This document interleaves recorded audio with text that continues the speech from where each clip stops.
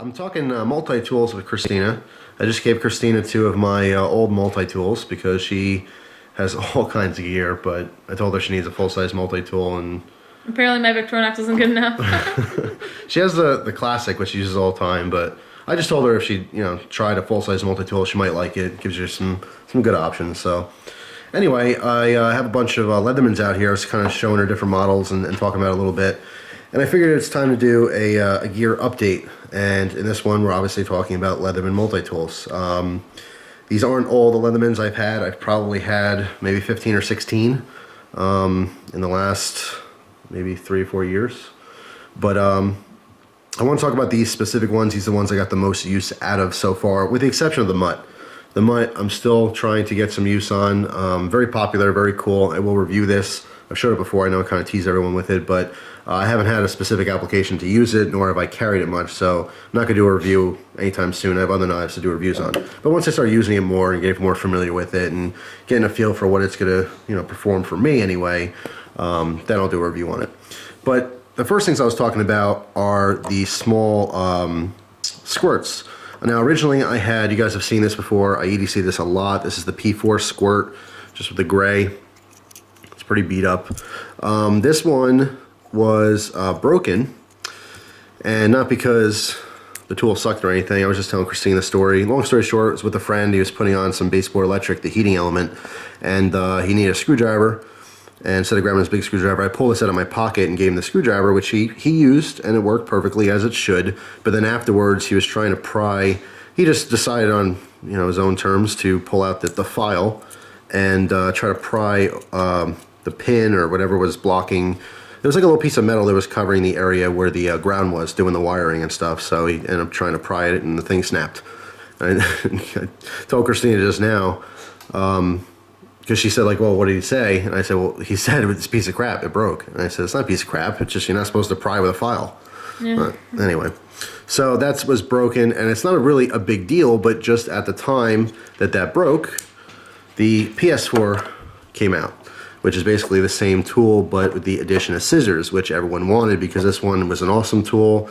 It has a little knife and a couple different screwdriver bits and stuff like that in it, but it didn't have the scissors. And of course, a lot of people like the scissors, so that was a big deal with this one.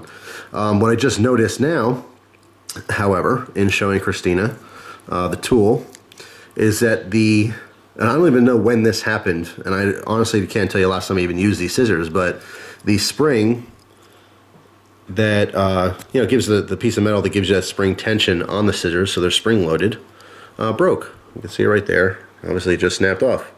So this is a faulty thing that happened. This isn't from abuse or anything.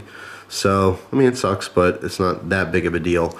I haven't carried this one in a long time. I mean, I have no problem still using the scissors like this, even if I have to pull it open each time. But yeah, of course, it is a hassle. So not supposed to break. It sucks. You usually don't see stuff on Leathermans break.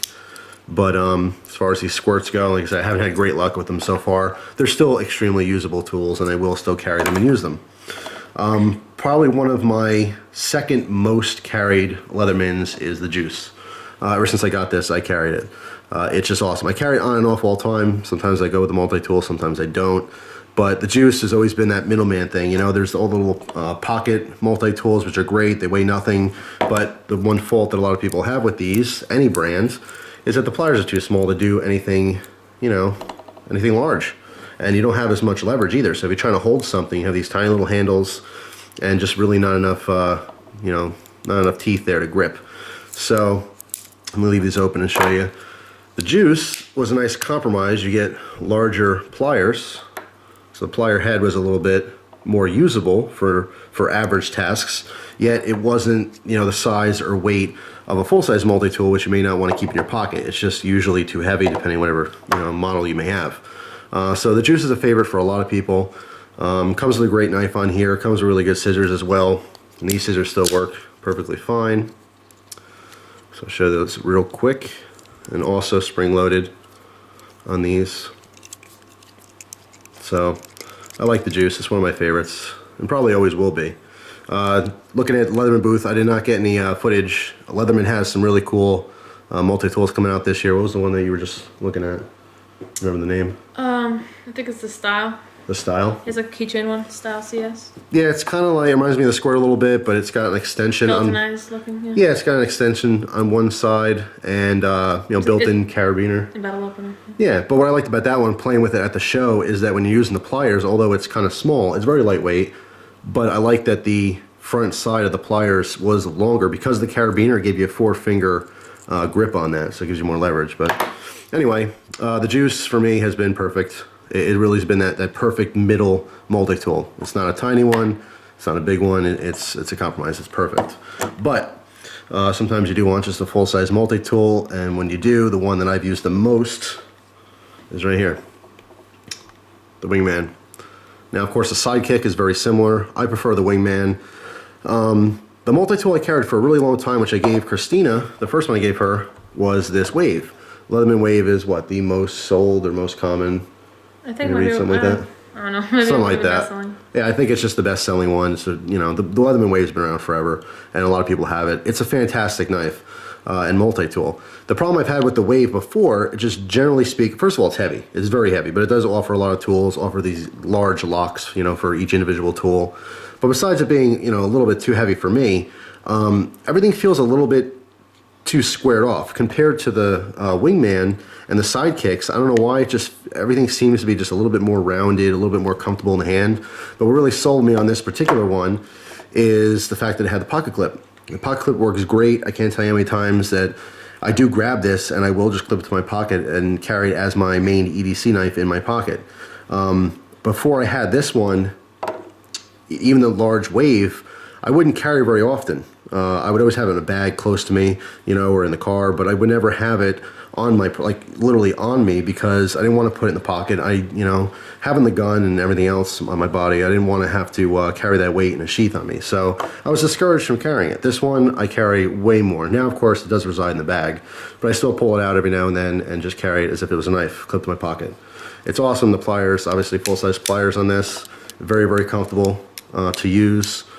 I like the blade, of course, accessible from the outside, which is really nice. The scissors as well. The one thing I mentioned this before is the scissors on these I have to really open, give it a good snap to make sure that spring bar comes up.